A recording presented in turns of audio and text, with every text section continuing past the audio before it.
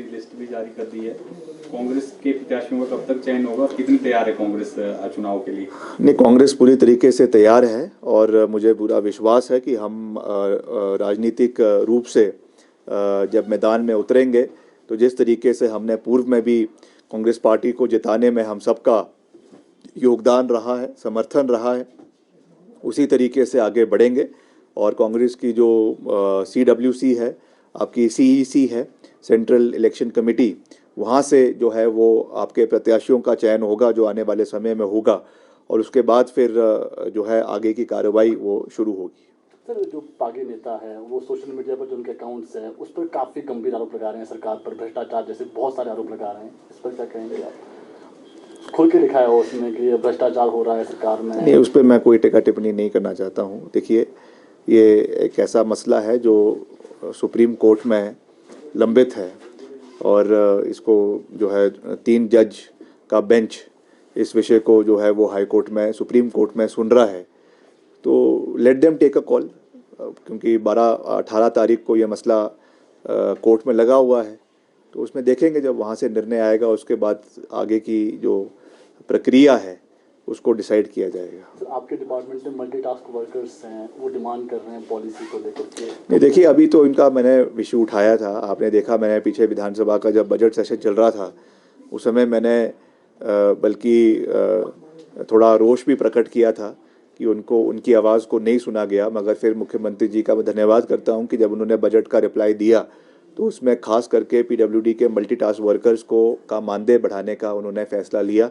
उसको हम इम्प्लीमेंट करेंगे और आने वाले समय में निश्चित तौर से मैं ऑन रिकॉर्ड ये बात कह सकता हूँ कि हम मल्टीटास्क वर्कर्स के लिए in the times to come policy बनाने का हर संभव प्रयास करेंगे। मगर इमीडिएटली अभी जो हमारा कंसर्न था वो उनका मानदेय बढ़ाने का था, जो हमने इस बजट में मुख्यमंत्री जी ने उसको बढ़ाने की जो है ऑफिशियल अप्रूवल जो है वो दे दी है।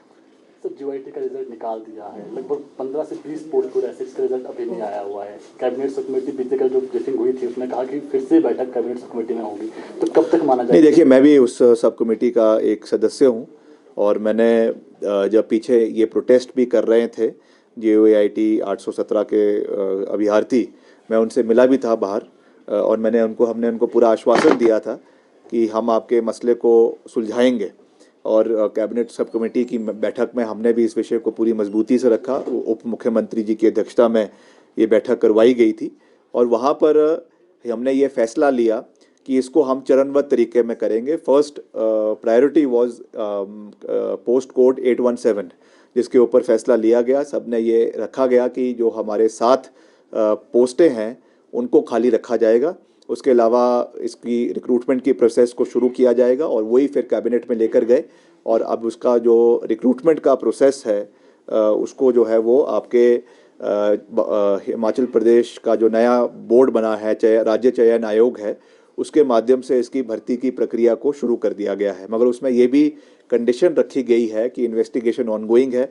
अगर कोई भी अभ्यर्थी इसमें आने वाले समय में इन्वेस्टिगेशन में संलिप्त पाया जाता है तो उसकी अगर उनको नौकरी मिलती है तो उसको जो है वो विड्रॉ किया जाएगा और जो भी बेनिफिट्स उनको मिल रहे हैं सरकार की ओर से, सैलरी या उसमें डियरनेस अलाउंस या जो भी है, उसको जो है वो वापस लिया जाएगा। इसके लिए एक कंडीशनल एफिडेविट वो भी इनके अभ्यर्थियों के से लिया जाएगा।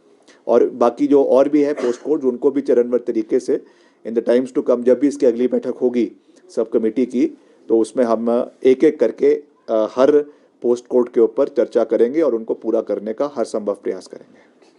सर, 1500 की गारंटी को विपक्ष चुनावी स्टंट बता रहा है इसका